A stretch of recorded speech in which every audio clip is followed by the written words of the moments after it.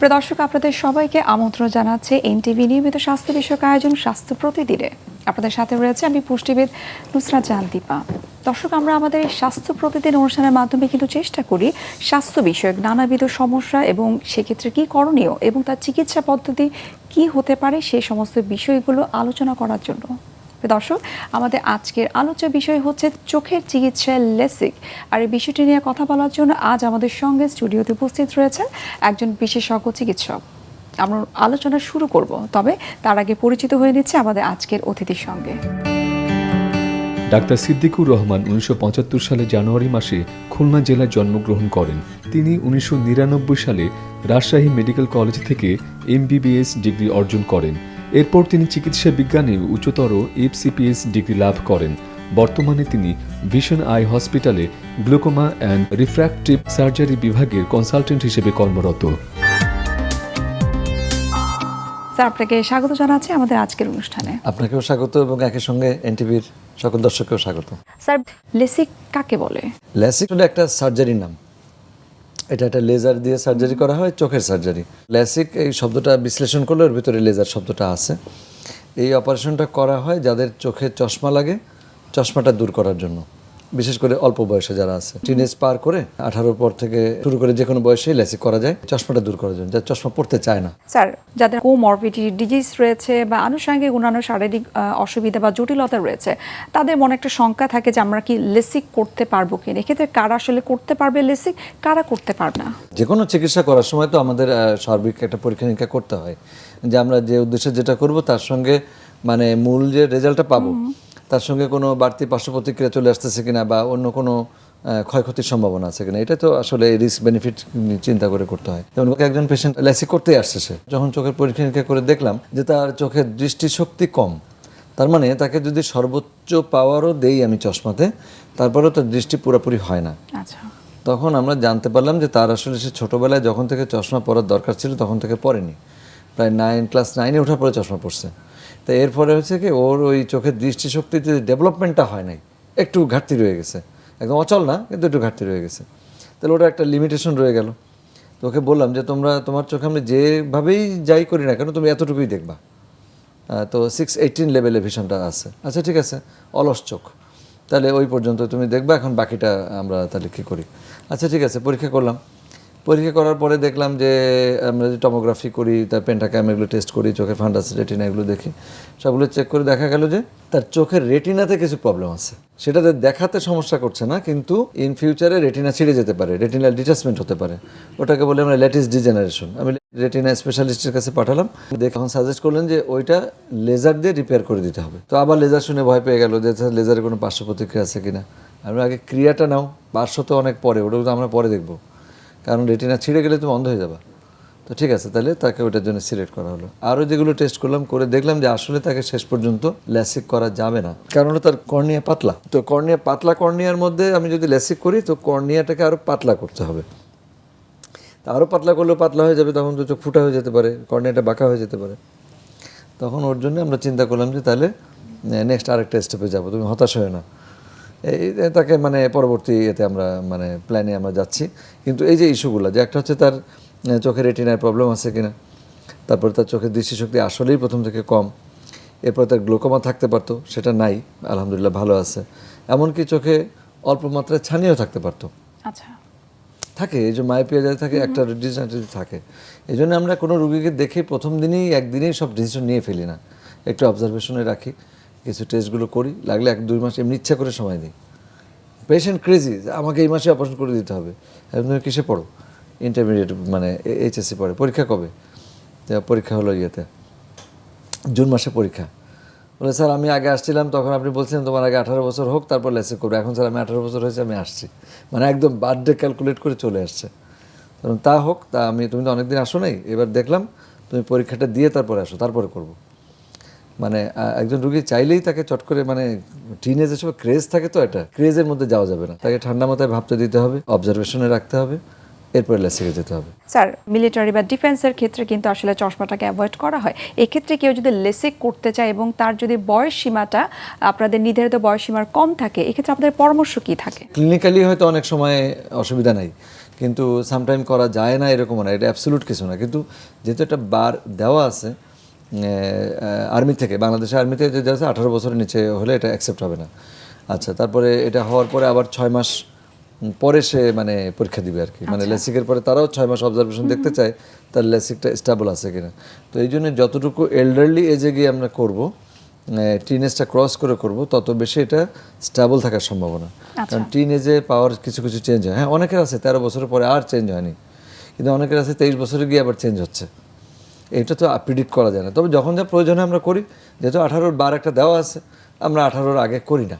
তাকে বুঝিয়ে শুনে মাথায় হাত বলে তুমি 18 পরে করো, আর ডকুমেন্টেশন টেম্পারিং করে টোরে যদি যাও, পরে একসময় নিজেই বিপদে পড়বা। পুরো লাইফ তো সামনে। আজকে আর্মিতে চাকরি হতে পারে, না হতে পারে, আর্মি থেকে তুমি বেরোয় আসতে পারো, অন্য পেশায় চলে যেতে পারো, বা মানে মানুষের জীবনে তো সিদ্ধান্ত পরিবর্তন হয়। কিন্তু চোখের একটা ক্ষতি হয়ে গেলে এই ক্ষতি তো সারা জীবনের। আমরা এই ক্ষতির দায়িত্ব তো আমরা নেব না, বা আমরা করতে চাইবো না। এই জন্যে বাচ্চারা যতই লাফালাফি করুক এবং বাচ্চার মায়েরা যতই ইয়ে করুক, আমি তাদেরকে সেটেল করি যে না, তুমি ঠান্ডা মাথায় আসো, লেসিক করি। আর লেসিকের মধ্যে ব্যাপার আছে, এক এক ধরনের লেসিকের পার্শ্বপ্রতিক্রিয়া। লেসিকের অনেকগুলো টাইপ আছে আসলে, ঠিক লেসিক বলবো না সবগুলো, কিন্তু refractive surgery as a bundle there refractive surgery. সেই টাইপগুলোর মধ্যে যেমন খুব প্রচলিত হচ্ছে লেসিক, এটা খুব কমফোর্টেবল। এই লেসিকের মধ্যে দুটো টেকনিক আছে, একটা হলো ফেমটোসেকেন্ড লেসিক, একটা হচ্ছে মাইক্রোক্যারাটম। তো মাইক্রোক্যারাটম হচ্ছে একটা ম্যানুয়াল একটা মেশিন ব্যবহার করা হয়। এটা ওই চোখের যে কর্নিয়াটা থাকে উপরে স্বচ্ছ অংশ, ওর একটা লেয়ারকে উঠানোর জন্য একটা মেকানিক্যাল মেশিন অটোমেটিকলি ওটা ইউজ করে, মানে এই করলে একটা লেয়ারকে আগে উঠাইতে হয়।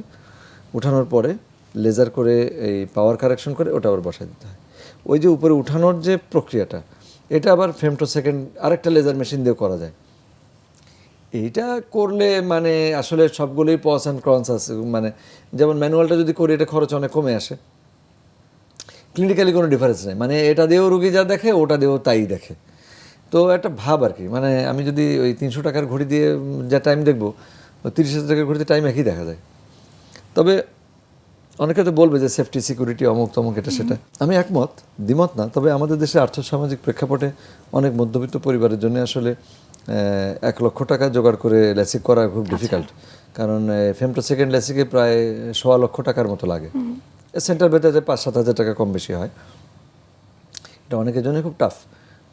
তবে যদি মাইক্রোক্যারাটম দিয়ে করে, তো এ থেকে 30-40 হাজার টাকা খরচ কমে আসে। তো এটা একটা ফ্যাক্টর। অনেকে ভয় পায় বা ভয় দেয়, হ্যাঁ ব্লেড দিয়ে কাটবে, মনে হয় যে ব্লেড দিয়ে এরকম বলাকা ব্লেড দিয়ে কাটার মতো, এরকম না ব্যাপারটা আসলে। এটা দিস অ্যানাদার মেশিন। তো এটা একটা ইস্যু।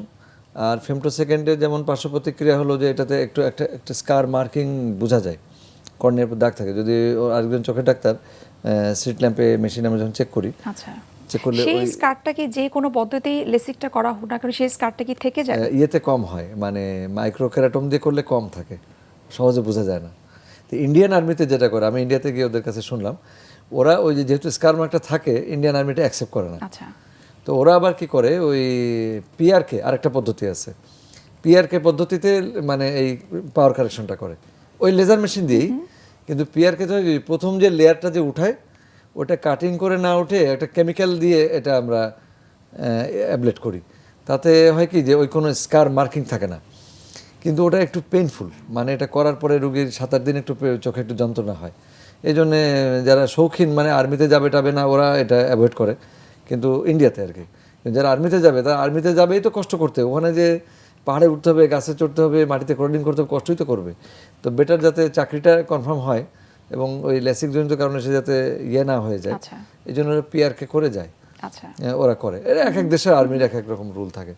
এই জন্য সবগুলো কতটুকু করা হয়, খুব কম করা হয়, এই জন্য যেহেতু এটা পেইনফুল, এটার জন্য আমার দেশে এরকম মানে এটার ব্যাপারে কেউ আগ্রহ বোধ করে না। আমি নিজেও খুব বেশি আগ্রহ বোধ করতাম না আগে, কিন্তু আস্তে আস্তে দেখছি এগুলো চাহিদা বাড়তেছে মানুষের ভিতরে, আমরা করে দিই। পিআরকে করলে আরও খরচ কমে আসে, অর্ধেক খরচে হয়ে যায়।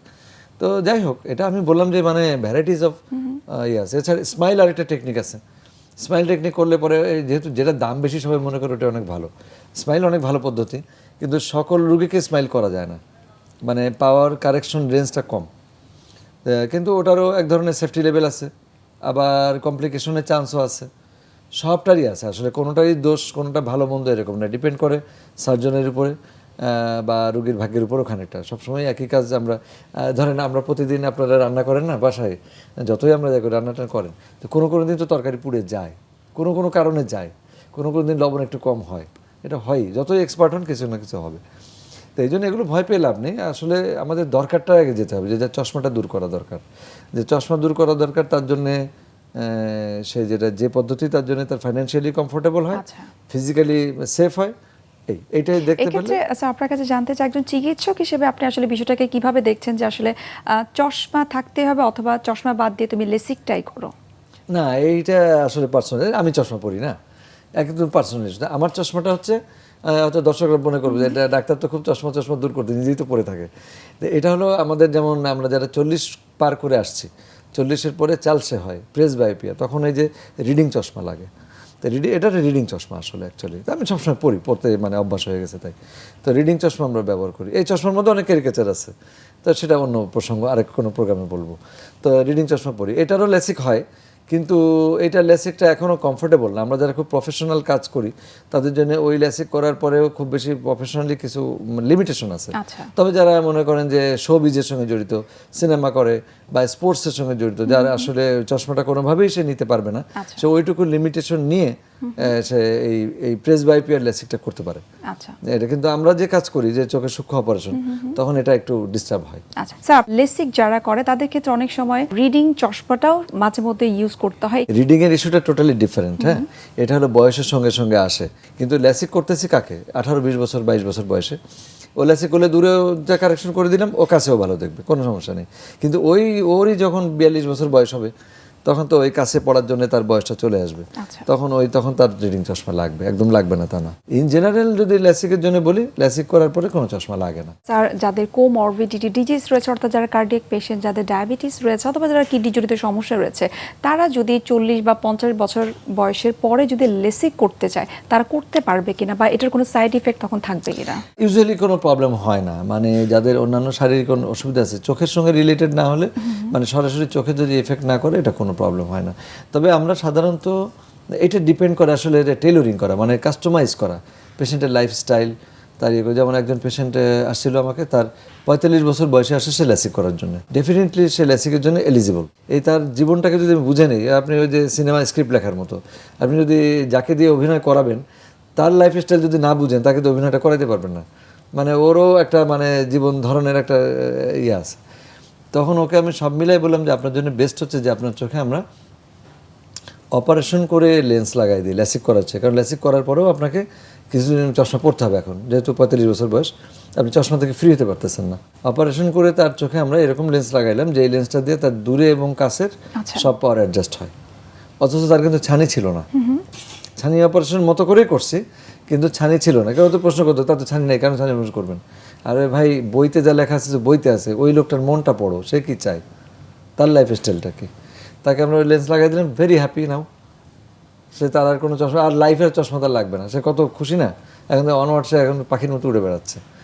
আবার মনে করেন যে একজন আসছে কালকে, ওই যে যার কথা গল্পটা শুরু করছিলাম, যে তার ল্যাসিক হবে না, কর্নিয়া পাতলা, তাহলে ওকে কী করবো? ও তো হতাশ হয়ে বসে, তাহলে আমার কী হবে? ওর চোখে আইসিএল ইমপ্লান্ট করবো। আইসিএল এক ধরনের কন্ট্যাক্ট লেন্স, যেটা অপারেশন করে চোখের ভিতরে লাগানো হয়। এটা ওকে প্রতিদিন খুলতে হবে, লাগাতে হবে এরকম না, লাইফে লাগাই দিলাম, লাগাই দিলাম, পার্মানেন্ট। বাট এটা প্রয়োজন হলে খোলা যায়, অপারেশন করে আবার খোলা যায়, চোখ আবার আগের জায়গায় ফিরে আসবে। যদি কোনো ক্রমে ধরেন যে এটা চোখের ভিতরে ঢুকানোর পরে কোনো রিয়াকশন হচ্ছে বা পার্শ্ব প্রতিক্রিয়া হচ্ছে, এই যে মানুষ বলে যে পার্শ্ব প্রতিক্রিয়া আছে কিনা, একদম নাই বলে তো কিছু নেই, 99% কিছু হয় না। কিন্তু কারো যদি হয়ও, তাকে হাহুতাশ করার কিছু নাই। We have that mechanism to manage this. যদি তার চোখে ছানি পড়ে যায়, ওটা বের করে ছানি অপারেশন করে আবার লেন্স লাগাই দিব। যদি চোখের প্রেশার বাড়ে, প্রেশারের ওষুধ কমাই দিব। যদি খুব রিয়াকশন করে, ইউভাইটিস হয়, ওটা বের করে ফেলে দিব, আবার আগের মতো চশমা চলে যাবো। মানে আমার রিভার্সিবল, এটা রিভার্সিবল। তো আমরা তাকে পরে এটার জন্য সিলেক্ট করে তার চোখে আইসিএল ইমপ্লান্ট করব। আমি যেটা করি, আমাদের রুগীদেরকে একটু সুবিধা করে দিই। যেহেতু এই লাগে এগুলো অল্প বয়সের, যাদের নিজেদের রোজগার করার সামর্থ্য নেই, এদের বাবা মা মধ্যবিত্ত, হয়তো মেয়েটার বিয়ে দিবে সেই বাজেট নিয়েই অস্থির, বিয়ের আগে তার চশমাটা দূর করতে হবে, সেটা আরেকটা বড় বাজেট। তা আমি যেটা করে দিই, কিছু টাকা দিয়ে পেমেন্ট করে অপারেশন করে ফেলে। আচ্ছা, এরপরে তাকে আমাদের কাউন্সিলেশনের কথা বলে দিয়ে ওরা একটা শিডিউল করে দেয়, ঠিক আছে 3 মাসে বা 6 মাসে আপনি যেভাবে পারেন আপনি ওটা বাকি টাকা ভাগ ভাগ করে দিয়ে দিন। এর জন্য আমরা আলাদা কোনো চার্জ আরোপ করি না বা কিছু করি না, জাস্ট কর্জে হাসানা, মানে অর্থাৎ আমাদের দেশেও এই সুচিকিৎসাটা হচ্ছে। আমরা স্যার আরো বিস্তারিত জানবো, তবে তার আগে আমরা একটু দেখে নিচ্ছি আমাদের স্বাস্থ্য প্রতিদিনের নিয়মিত আয়োজন প্রাইমারি কেয়ার। প্রিয় দর্শক, আপনারা দেখছেন এনটিভি নিয়মিত স্বাস্থ্য বিষয়ক আয়োজন স্বাস্থ্য প্রতিদিন এই অনুষ্ঠানটি। এ পর্যায়ে আমরা দেখে নিচ্ছি আমাদের স্বাস্থ্য প্রতিদিনের নিয়মিত আয়োজন প্রাইমারি কেয়ার। আপনাদের অনেকে বিভিন্ন রকম ডাইজেশন সমস্যায় ভুগছেন। ডাইজেশন সমস্যা যখন ভুগছেন, বুঝতে পারছেন যে আপনার খাবার খাচ্ছেন কিন্তু হজম হচ্ছে না, এবং হজম না হলে দীর্ঘস্থায়ীভাবে আপনার পুষ্টির অভাব ভুগছেন। পুষ্টির অভাব হলে বিভিন্ন রোগ ব্যাধি তৈরি হয়, এবং রোগ তৈরি হলে যদি আপনি সুস্থতা না হন তখন মেডিসিনের পরে মেডিসিন। কিন্তু ডাইজেশন কিন্তু মূল। প্রথমত হচ্ছে সঠিক খাবার কীভাবে খাচ্ছেন, এরপর হচ্ছে খাবারটা চিবিয়ে খাওয়া। খাবারটা চিবিয়ে খাওয়া অত্যন্ত গুরুত্বপূর্ণ। এরপরে খাবারটা যখন পেটে আসে, এটাকে হজম করার জন্য একটা অ্যাসিডিক এনভায়রনমেন্ট প্রয়োজন হয়। সেই অ্যাসিডিক এনভায়রনমেন্টটা অনেকের কমে যায় বলেই ডাইজেশন সমস্যা হয়। সেই জন্য আপনারা অ্যাপল সাইডার ভিনেগার ডাইজেশনের জন্য যে অ্যাসিড প্রয়োজন হয় ওইটাকে অ্যাক্টিভ করে, তখন আপনার ডাইজেশনটা ভালো হয়। এরপরে ডাইজেশন ভালো হওয়ার পরে আপনার পুষ্টি নিতে হবে খাবার থেকে। ভালো ঘুম হলে আপনার মেটাবলিজমটা ভালো থাকে, যাতে আপনার ভালো ঘুম হয় এবং এর মাধ্যমে আপনার শরীরে পুষ্টি ভালো অ্যাবজর্ব হবে। এরপরে এমন কিছু খাবার রাখবেন সব সময় যাতে করে খাবারে না ফাইবার থাকে। ফাইবার হলে হয় কি, কোলনের হেলথটা ভালো থাকে। কোলনের হেলথ ভালো থাকলে আপনার স্টুলটা সহজে সুন্দর ফর্মে সহজে বেরিয়ে আসে। অনেকে অ্যাপল সাইডার ভিনেগার খেতে ভয় পান। মনে রাখবেন, অ্যাপল সাইডার ভিনেগারের যে অ্যাসিডটা, এটা আমাদের ডাইজেশনকে হেল্প করে, এটা গ্যাস্ট্রিক করে না। এটা গ্যাস্ট্রিকটাকে আরও আস্তে আস্তে দূরীভূত করে, এবং ডাইজেশন না হলে গ্যাস্ট্রিকটা হয়। সো ডাইজেশন না হলে পেটের গেটটা খুলে যায়, তখন অ্যাসিড বেরিয়ে আসে। অ্যাসিড বেড়ে গেছে সেজন্য বেরিয়ে আসেনি, আপনার অ্যাসিড লেভেলটা কম থাকার কারণে এবং ডাইজেশন না হওয়ার কারণেই পেটের স্প্রিংটার বা গেটটা খুলে যায়। যাদের মেজর ডাইজেশন সমস্যা, একটু চিয়া সিড খাবেন, একটু ইসুবুর বসি খেতে পারেন, এবং এখন বিভিন্ন ন্যাচারাল এনজাইম পাওয়া যায় ডাইজেশনকে হেল্প করে। আবার যাদের বিভিন্ন রোগ আছে, যেমন ডায়াবেটিস বা হার্ট ডিজিজ বা অন্য অটোইমিউন রোগের থেকেও গ্যাস্ট্রিকের সমস্যা, হজম সমস্যা আছে, ওগুলো ভালো করার জন্য আপনার মেডিসিন নেবেন। শুধু ওষুধ খেয়ে আপনি মুক্তি পাবেন না। এই জন্য লাইফস্টাইলটা এখন অনেকে পছন্দ করে এবং উপকারও পায়। আর একটা দিকে মনে রাখবেন, ডাইজেশন ভালো না হলে আপনার লিভারের সমস্যা হবে, কারণ পুষ্টিটা লিভারে আসে win have a good digestion. তো এটা এত গুরুত্বপূর্ণ যে লিভারকে ভালো রাখার জন্য, এবং লিভারকে ভালো রাখতে পারলে আপনার অ্যাংজাইটি, স্ট্রেস এগুলো ভালো থাকবে না। সামারি হচ্ছে যে আপনারা খাবার চুজ করবেন সবসময় প্ল্যান বেস। সবসময় মাছ, মাংস, ডিম, দুধ খেতে হবে তা না, এগুলো কম কম খাবেন। মাছ, মাংস, ডিম, দুধ শরীরে বেশি প্রয়োজন হয় না, এটা অল্প খাবেন। শাকসবজি বেশি খাবেন। এভাবে আস্তে আস্তে আস্তে আস্তে আপনি এই ডাইজেশন সমস্যা থেকে মুক্তি পাবেন। আপনি অনেকগুলো সমস্যা থেকে আস্তে আস্তে ভালো থাকতে পারবেন ইনশাল্লাহ। স্যার, আমরা অনুষ্ঠান একেবারে শেষ পর্যায়ে চলে এসেছি। সর্বশেষ আপনার কাছে জানতে চাই, আমরা যদি পার্শ্ববর্তী দেশের সাথে তুলনা করি, আমাদের দেশে আসলে এই ধরনের সুচিকিৎসাগুলো কতটুকু সফলভাবে সম্ভব হচ্ছে? We do best quality surgery then India now. চোখের ব্যাপারে সিঙ্গাপুরে যে চিকিৎসা হয়, আচ্ছা, একদম সিঙ্গাপুর লেভেলের চিকিৎসা আমাদের দেশে হয়, এবং সেই কস্ট সিঙ্গাপুরের চেয়ে 1/4 কম খরচ হয়। স্যার, আপনাকে অসংখ্য ধন্যবাদ এত গুরুত্বপূর্ণ কিছু তথ্য দেওয়ার জন্য, এবং শুভকামনা রইল এনটিভির পক্ষ থেকে। আপনাকেও ধন্যবাদ, এবং একই সঙ্গে এনটিভির সকল দর্শককে ধন্যবাদ। প্রিয় দর্শক, এতক্ষণ আপনারা দেখছিলেন এনটিভি নিয়মিত স্বাস্থ্য বিষয়ক আয়োজন স্বাস্থ্য প্রতিদিন এই অনুষ্ঠানটি। আজ আমরা কথা বলছিলাম চোখের চিকিৎসায় লেসিক নিয়ে। প্রিয় দর্শক, এই মুহূর্তে আমরা দেখে নিচ্ছি আমাদের আগামী পর্বে কি থাকছে।